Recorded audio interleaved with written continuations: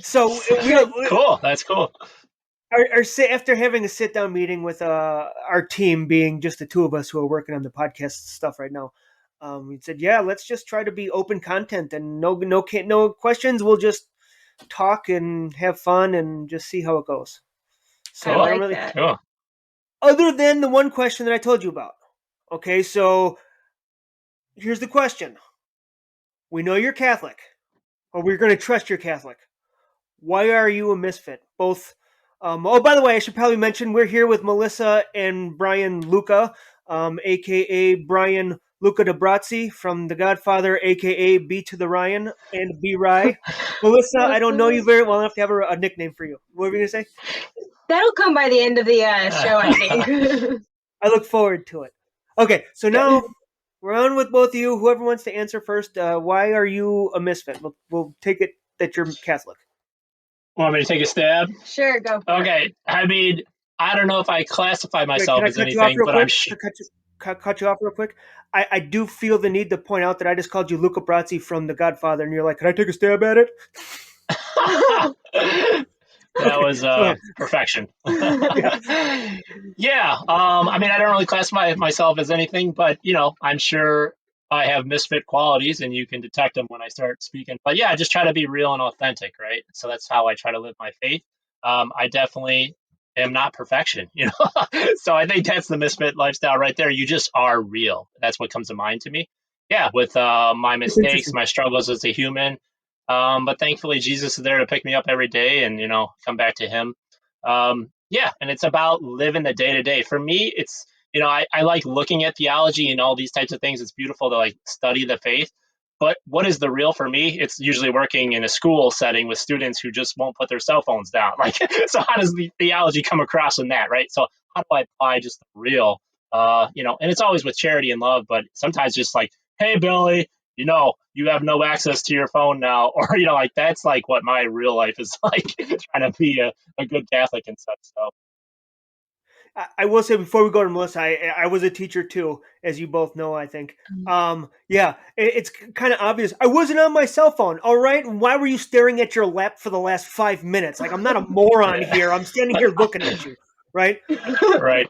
Kids think we're dumb or something. I don't know. It's weird. All right. Melissa, by the way, that's a good answer. I didn't think of that. Melissa, okay. Lucca. Melissa, the unnamed, no nickname person. Why are you a misfit? I do have a lot of nicknames, actually. I can tell you some of them if you want to get some ideas. Mystical is the one that's really stuck since college. So, because that's just kind of my aura. This mystical, unknown creature that also likes to be thug once in a while. So, if you want to go with that one, you can go with mystical. I don't know what makes me a misfit. I can say that my friend Maddie and I used to sing the Misfit song from the Christmas claymation. I think it was Rudolph the Red-Nosed Reindeer, and there's an elf that always just talked about how he was a misfit. So that was kind of do you know that song? No, I don't even think I've ever seen the show. Oh my gosh, you're missing out on so many classic Christmas. Oh, okay. So you have to watch. First thing we do when I get off, I'm going to write it on my list hand here. Yeah, I'm going to listen to that song. Okay, so the thing is, I think his name, so there's this elf who was working in Santa's shop, and he was he didn't like to make toys, right? He didn't like doing what everyone else was doing. And so he's like, I'm just a misfit. And all these elves just sing about how he's a misfit because he doesn't like to make toys. And so we used to sing this song a lot in 7th grade. Why? I don't know, because we were in 7th grade. We don't know what else to talk about if you're in 7th grade, I guess. But that's kind of the thing, right? I never really liked doing what everyone else was doing, not just because I wanted to be rebellious, but because a lot of the norm didn't make sense to me.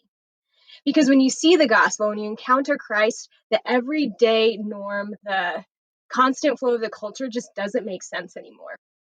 And I think that's kind of what shaped my worldview in middle school, junior high, is I had this encounter with Christ and things just didn't make sense anymore. Things of the world, needing to have this technology, that style of clothing, this way of talking just didn't make sense anymore. And even when I immersed myself in the church by his grace, I could see some of that stuff coming into the church.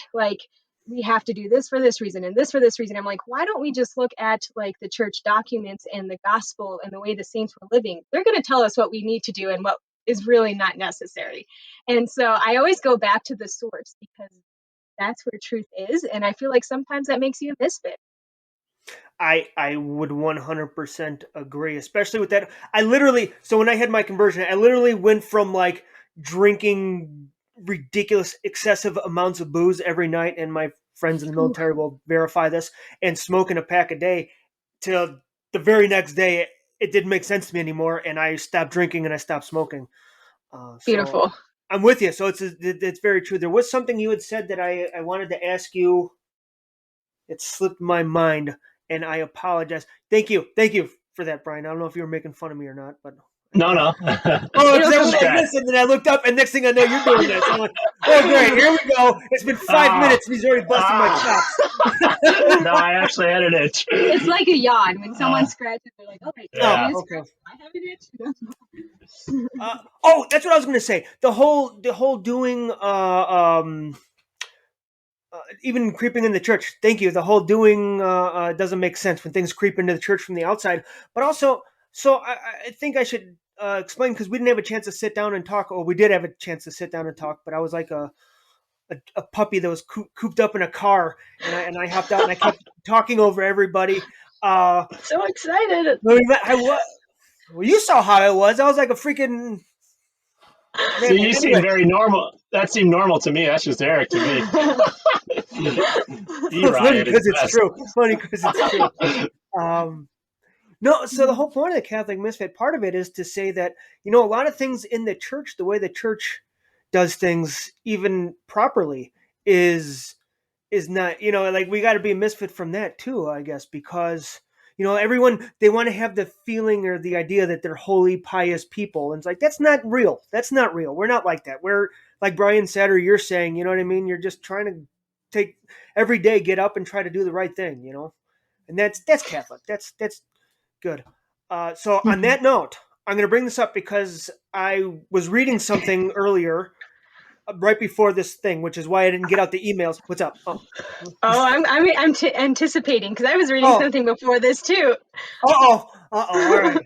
No, I'm getting scared. So I, being a single guy myself and trying to make it in the world, there was the Catholic. I'm not going to name. I almost named it. I'm not going to do it. There's a Catholic source that put out a video that said, for single, this is to help single guys meet a woman, and it's a 4-minute video, and 2.5 of it was talking about a vocation of priesthood. Like, that's why we're doing what we're doing, and that's why it's important for what you're doing now too, with your new program. What's it called again? Right. So our show is called Life Talks with Brian and Melissa, and basically it's a show. As you can see, we're in our sauna, and we just kind of talk about life issues and usually bring back to like the Christian, view. That's kind of what it is. So it's a talk show, and a lot of fun happening over there. Right. So that's exactly the point. Like, right, just being that is part of the solution of this whole. You know what I mean? Let's talk about how to get a date, but we're going to spend 5 minutes or 2.5 minutes of a 4-minute program talking about a vocation to God. To the priesthood. All right. So that was my little thing. What were you going to ask?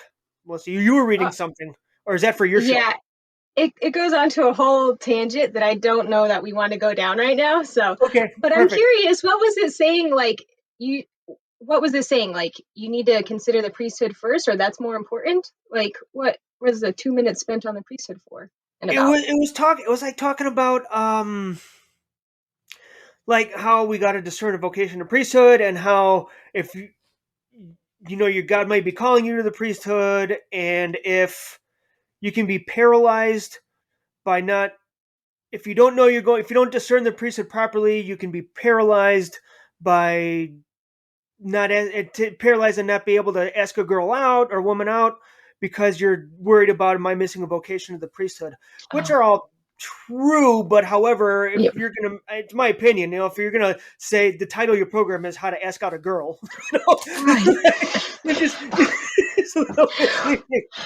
it is. We should presume that they've already discerned that they're called to marriage, and we just need the advice on how to ask out a girl. Like, keep it simple, right?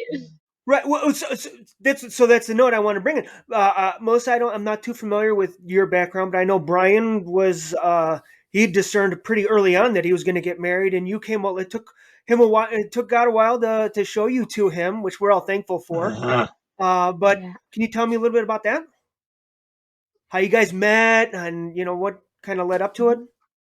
Yeah, so that's Brian's story. I also discerned religious life actually for a really long time. I had this encounter with Christ in middle school, and then was just like, oh my gosh, and my whole world opened up, and God just brought so much healing to my life in ways I didn't even know that I needed.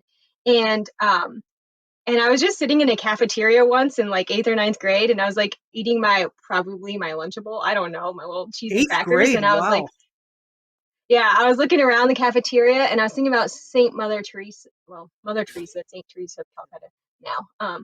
And I was like, I want to be a nun, I think. And from that point, when I was looking at all my peers, I was like, man, I just want to share Christ in like the most fervent way that I possibly can because he changed my life so drastically. I wanted to just share that with everyone else. So I pursued this journey, but I didn't know any religious I didn't have any in my community. No one in my family had ever talked about that. It wasn't something that was commonly seen, which is very common today, right? And so I just felt kind of like alone in this journey of discernment. And my youth ministers didn't know how to handle my discernment either. And so, Well, youth gotta love ministers those. out there, I gotta ask, was it one of those old people like they're 90 years old and I'm gonna help the youth? Let's bring them to Christ. Was that how it was? no, I had great youth ministers, but I was Oh, okay. like so on fire and intense that I don't think that they were probably like, calm down, girl. Oh, But okay. I gotcha. so I was one of those kids, like, I want to go, I'm ready to go to Africa right now because I really can. Anyways, so and so I pursued that for a long time, but then like my parents, God bless them, like kind of said you need to go to college because my plan was to go after high school, just go travel and see different orders and try some Hmm. missionary stuff. And they said, no, you're going to college. And I was like, do I obey my parents or do I didn't know what to do. So I went to college and it was really tragic. And I ended up Why was it dating tragic? Why was it tragic? Tragic. because it was a Catholic college that was very not Oh. living the gospel. And I fell into a lot of traps and lies that they were saying, well, we're Catholic, but we're doing all these things. And I was so confused. I was like, is this what it means to live a Catholic life? I just thought that's what all these people are doing. Because I'd never really had a strong Catholic community back home. So I didn't Yeah. know what it looked like. And I just had a lot of bad relationships. So it's not like I was dating 50 million guys, but the ones that I met were like, yeah, I'm Catholic, but not really living a Catholic life. And See, so it kind of led to a lot of heartbreak, really. yeah, I apologize to interrupt you. I was going to say one thing, but then it hit. I remembered what I wanted to say about the freaking video that we were talking about. So if I can go full circle around and confuse Yes. everybody listening, and you both, the Lucca is called. What's the name of the program again? Life Talks with Brian and Melissa. Life Talks with Brian and Melissa. They call that resetting. Whenever you bring up the thing, it's like to redo a plug. It's called resetting. Okay. Oh, I See, like that.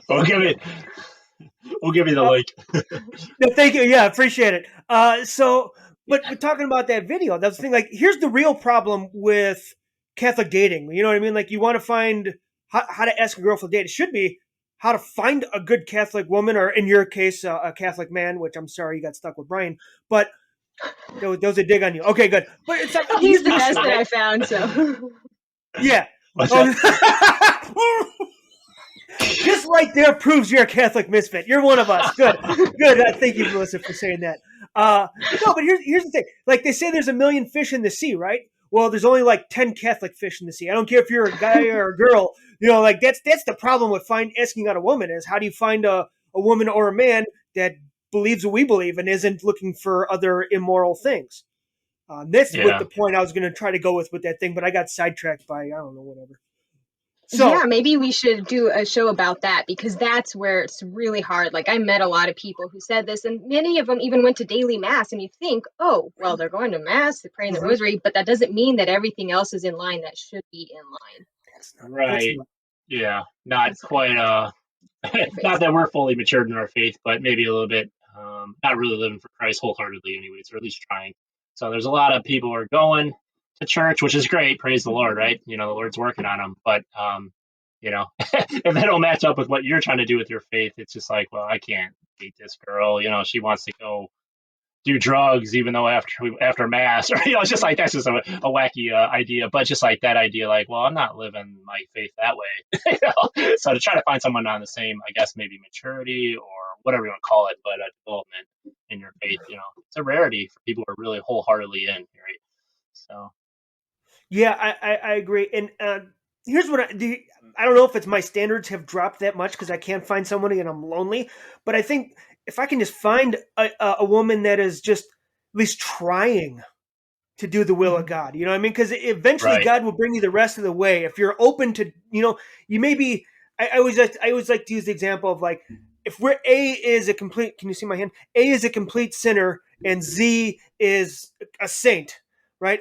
If you're trying to go from A to B or A1 or A to A1 to A2 to A3 to get to B, that's perfect. That's fine. At least you're trying to become a saint and God's going to work with you. If you're not doing that, then there's nothing God can't do anything with you. So how can I, that's the Right. way I see it Totally. anyway. Yeah. So yeah, just real quick. So like for years, just singlehood for 17 years or whatever it was of Oh adulthood. yeah, I forgot. Yeah, you're Um, part of this thing too. yeah. Hey Brian, what's up? Tell your story, I guess. No, just so I don't lose my point as far as Catholic women available or whatever. But so yeah, I went to a lot of theology and taps, these types of things like young adult groups, retreats. I'm like, oh, maybe I'll meet her at one of these things. And for years, people always would say, go online, right? And I always discerned it. I'm like, I don't really want to meet her like that, but I would do it because I was more interested in just meeting her. It didn't matter how. But the Lord always told me, like, no. It probably 25 or 50 different times I discerned seriously over that many years, right? I mean, you're just like still single. I work all day. I have no time to go out at night. It's just like, what do you do as an adult, right? And so, but anyways, I always heard no. But finally, one day back in 2018, to my surprise, over Thanksgiving, like the Lord just said, I think it was actually Mary revealed it to me. He said, like, it's time, go online. And I'm like, whoa, I didn't expect that at all. So I went on, and in 10 minutes, I met her. And like the first thing I'm doing on there, like CatholicMatch.com or any of these sources that are Christian, right? You still got to like put the filter on, right? Because there's a ton of people like, Yeah. I like God, I'm on there. I'm like, I'm going on. I'm looking for basically someone who's almost a nun. Like, I need someone who's wholeheartedly committed, right? And Well, definitely, sounds like you you said, found like, one since eighth I grade. know, right? Amazing, right? And maybe that's what it would take. Like myself, I did discern, like I was going through, like, should I do priesthood? Like to be that serious about your faith, I guess, is different than just someone who's like, yeah, my parents are Catholic. I'll sign up for Catholic Match, and I don't really care about the faith or know anything about it. I do pray here and there, but just like a different level. Like I'm not going to be able to connect to this person in regards to our faith. And I definitely hear you. If they're like, trying to make progress and they're at a certain level, I'm at a very low level. Just like, yeah, if they're making like a commitment, that's a whole different state than just like, yeah, I'm Christian, and they don't really think much more about it, or they're voting the wrong way in the polls or whatever the deal is. So it's just like, well, so you're That's a looking whole for other the right show, Brian. one. We're not talking about voting. We just got out of that freaking mess. So, but yeah, it's just like, yeah, once you find even a Christian and then a Catholic or whatever it is, then you got to find someone who's really going for it. There's a difference. There's a difference between that girl and the next girl, And like you said, there's only 10 of those in the sea, So it seems like, Yeah. especially at our age. Right. And so why did I get on Catholic Match is because, well, I dated some folks in college because people were like, well, you're discerning, but have you ever tried dating? And I was like, I don't know. Should I do both? I did both at the same time, and it was a failure. Don't Big do time. both. Always. Because that's about the advice that I got, and it was just so confusing, and I wasted a lot of years going back and forth because I got some bad advice. Can I interrupt you real quick? Yeah. Okay, so trying to discern a vocation to religious life and trying to discern a vocation to marriage is like, have you ever seen the movie Footloose, the original? There's that. No, but I know. Okay. Imagine it's like trying to stand on she's straddling two cars, right? One's in one lane, one's in the other lane. She's got a foot beneath the car, and she's going, right? Imagine if all of a sudden those cars veered and just both took right turns, and you're trying to stay on. It's not going to work. You're just going to fall to the ground and get pummeled. And that's what dating, or that's what discerning vocation to religious life and dating marriage is like. Yeah, I agree with that, and that's what like that's what it was like for too long. And but finally I committed to discernment. I finally found a spiritual director. And here's another thing. For me to find a spiritual director in my area, I had to actually drive to another state or 5 hours away, still in my state, but 5 hours away, because there was like no one in my area. The one person that I found gave me a book about prayer, and it was talking about drinking beer with Jesus. And I was like, that's not the kind of prayer that I really want. I mean, I don't drink beer all that much. Misfit, but It's kind of misfit, but I have a gluten intolerance, so it's not really going to work that well. a different drink. Rice wine. You need rice wine. Sake. Yeah. No, she was actually a really sweet old woman, but we just did not connect. And so I literally had to travel to, I was in Southwest Colorado. I had to travel to Albuquerque, New Mexico to find a spiritual director. Wait, where in Colorado? Southwest Colorado. So I don't know if you've heard of this. Okay. Mm-hmm. I was southeast because I think we talked about this. I was in Springs and you were more west. Opposite corner. So and then when I found this woman, the spiritual director in New Mexico, I finally discerned, okay, I can, the Lord already shut the door to the vocation of religious life. I'm accepting it now, years later. So then I started pursuing Catholic match, and eventually that's how I found my dearly beloved. Oh, so we met online, but we talked for 5 months? Yeah, a long time. And then eventually I visited her, couple trips to Colorado, and there you go. Yeah, so we had some adventures, and I was like, okay, he can hang, he can adventure, so he can hang. He can go forward in this thing. Well, if I can say, Melissa, I have known Brian since what? We met in 2007, maybe? Yeah, it's probably back in that area. Yeah, so I've known Brian for a long time, and I think I can say and speak for all of our friends that we are grateful that you settled for him. Thanks, brother. Gotta find somebody. Got your back. Somebody, please help this poor loser. No, in all honesty, Brian is one of the best, most authentic people I know. If I didn't know him, I'd look at Brian and say he's one of those stuffy Catholics that we make fun of on this show a lot, or that we make fun of in the Misfit Minutes and stuff. But he is a really authentic and a good person, and I'm glad to know him. I'd like to say he's a dear friend of mine, but I haven't seen you in so long. Hopefully that's going to change soon. Yeah. Right back at you, buddy. You're as good as they come, man. I appreciate it. So good. Yeah. Where are you at these days? Sorry, I was confused. You don't need to apologize. That's the thing with the open forum. I just interrupt somebody and start talking. I'm in Omaha, Nebraska now.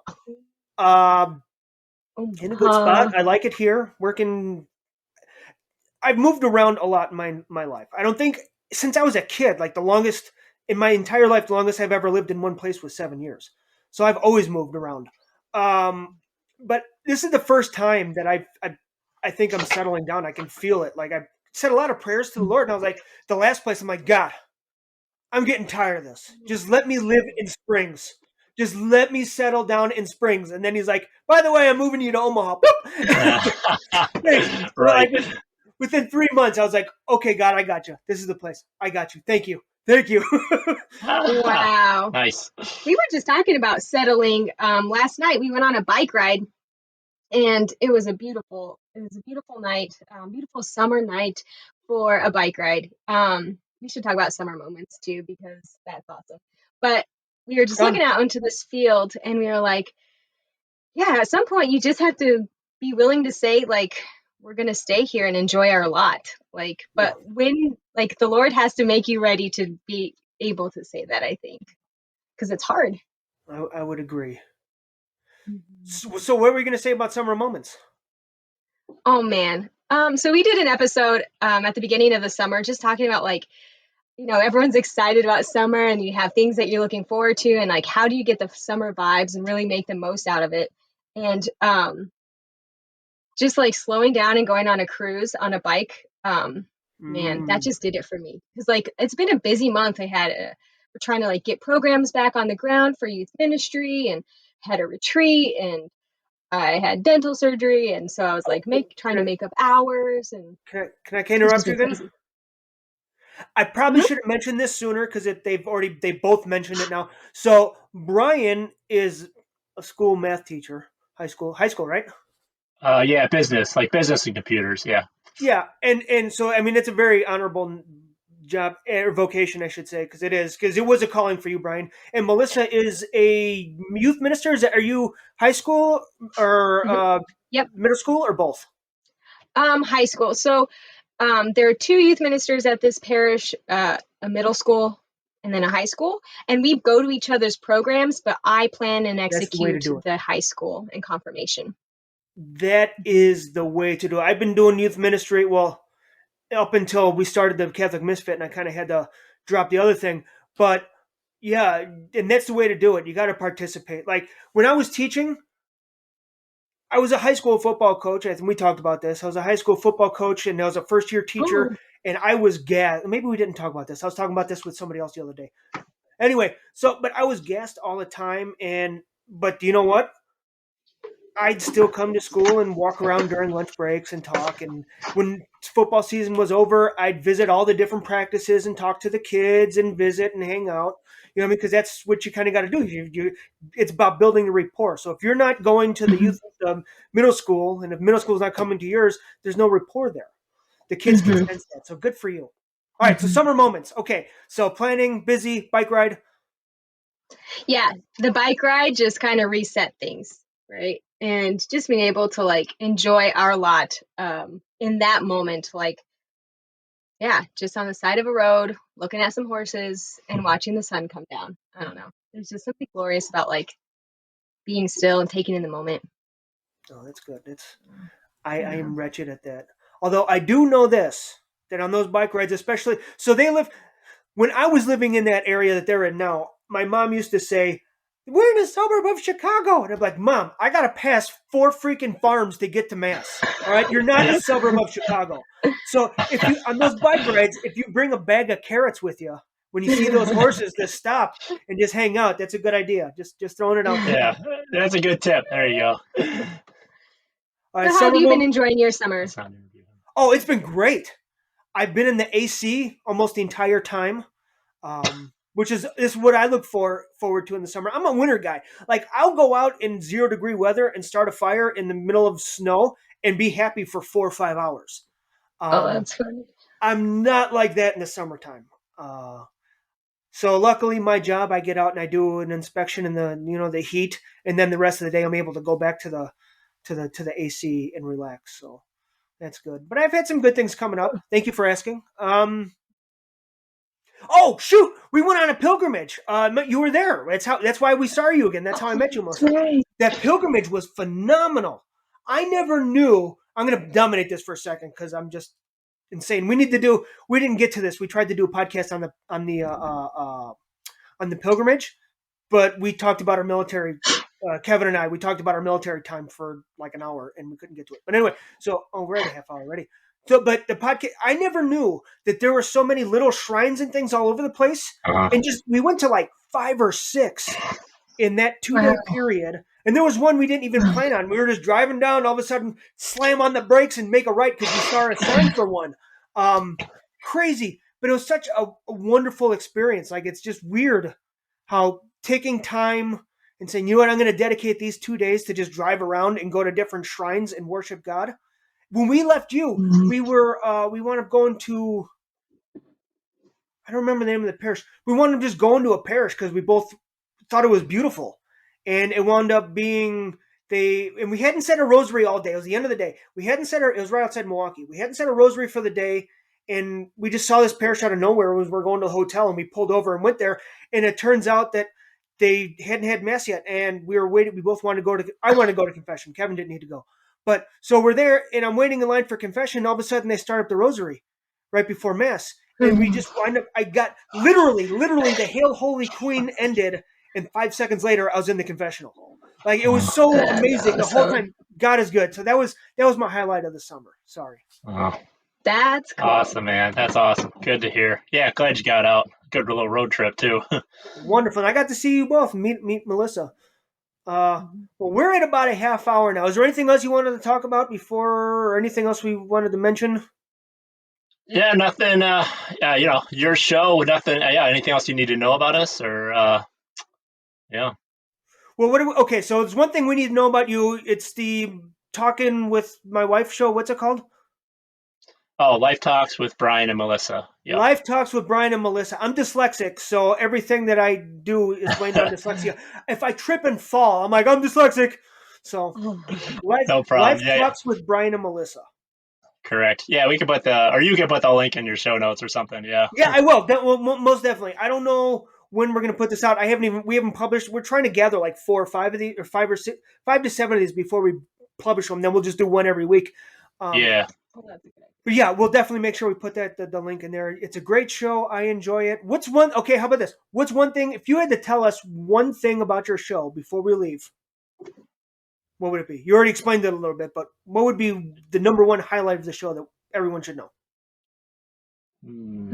That is a great question. Elevator question right there. Elevator pitch. Yeah, I would just say it's the real. It's just like whatever comes up in life, we just take it head on and just talk about it.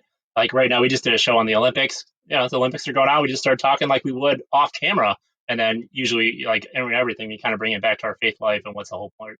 That's how I would say. What would you say? I feel like everyone's having these random conversations that we have, but they're all doing it isolated. So why not just bring people together and have these conversations as a community? And I feel like that's the goal, because we're trying to grow together, and it's so much more fun when you have others in that process. Yeah, no, I love it. That's a great idea. And I didn't see your one for the Olympics yet. I'm going to have to go back and watch it. But here's what I would say about the Olympics: is we got to remember that like the Olympics started to unify Greece. We need to, there's so much division in this world, let alone this country. We need to pull our butts, our heads together, and actually start unifying and becoming one people. We're all, whether you believe you're Hindu or whatever, God still made you. don't tell. Sorry if I just offended any Hindus in the audience. I know you don't have the Creator God that we do, but we're all one people. We're all human. We all bleed the same. Right. Have the same DNA. So totally. that'd be my plug for the observation about the Olympics. Yeah, I love that. That's nice. Great. Thank you very much for joining us. It's Melissa and Bill rule the world. What is it? Conversations with Brian and Melissa. We'll go with that. That sounds good. Thank you for your patience. Have a wonderful day. Thank you for joining us. Bye.